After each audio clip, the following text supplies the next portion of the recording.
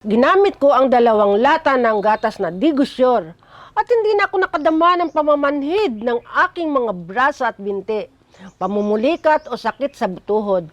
Pagkatapos kong gamitin ang 5 lata ay makakalakad at makakagalaw na ng malaya nang hindi naririnig ang tunog ng crack ng aking mga kasukasuan. Kahit ngayon, hindi pa rin ako makapaniwala na nakabawi ako mula sa sakit sa buto, kasukasuan, matapos ang halos 3 taon, walang pangangailangan sa gamot o operasyon. Kumusta sa lahat? Ako ay si Guy Grabamen, 54 taong gulang na ngayon taon. Nung ako'y malusog pa, pupunta ako sa mga gym at sumasayaw kasama ang mga kaibigan ko araw-araw. Gayunpaman, dahil sa sakit ng tuhod, nahihirapan akong kumilos at hindi ako makapagpatuloy sa pagsasayaw. Oh, ang simpleng paggalaw tulad ng pag-ikot, paglilipat ay nagdudulot ng kirot na hindi kaginhawaan. Nagiging sanhin ang hindi ko na magawa ang patuloy na pagkilos.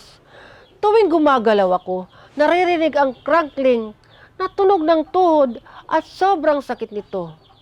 Maraming beses may pamumulikat at pagkakatigas sa buong binti. Labis na nakakapagpapagod. Ang pag-upo ng matagal sa isang lugar ay nagpaparamdam din ng pagmamanhid sa aking mga binti at braso. Isang pakiramdam na pagkawala ng pakiramdam sa buong katawan.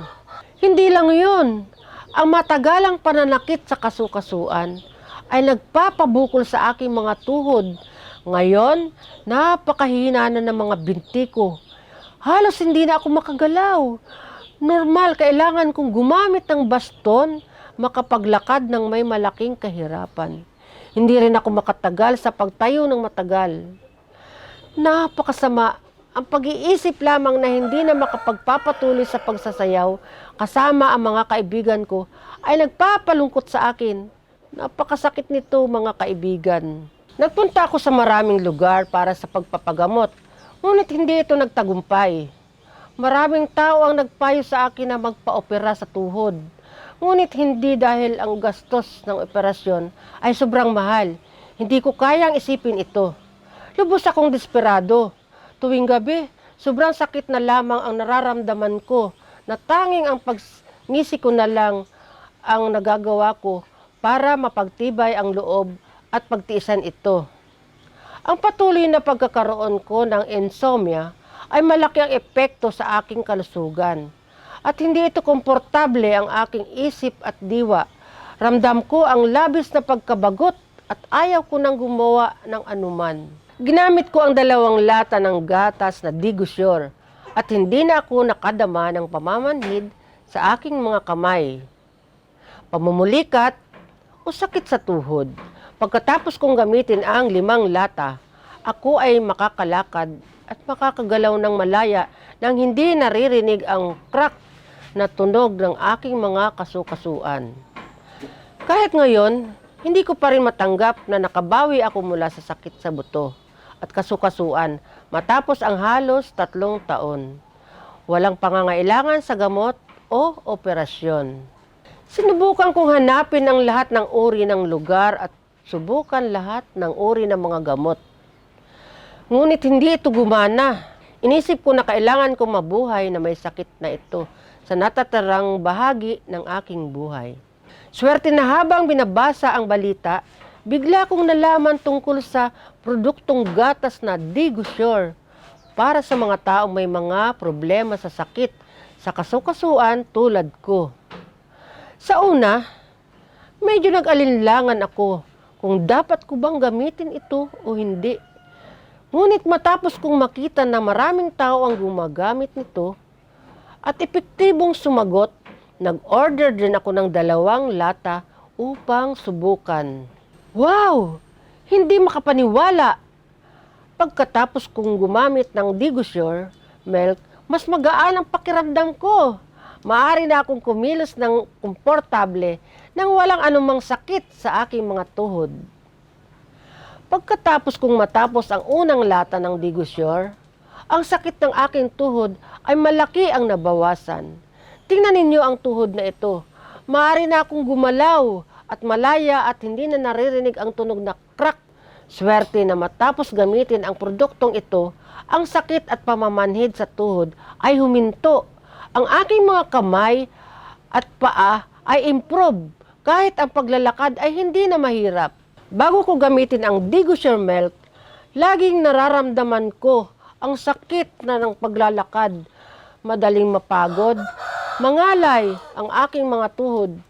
Ngunit simula nang gamitin ko ang Digosure Milk, marami akong nararamdamang pagbabago. Maaari na akong maglakad ng mas malayo kaysa dati. Hindi na sumasakit ang aking mga tuhod.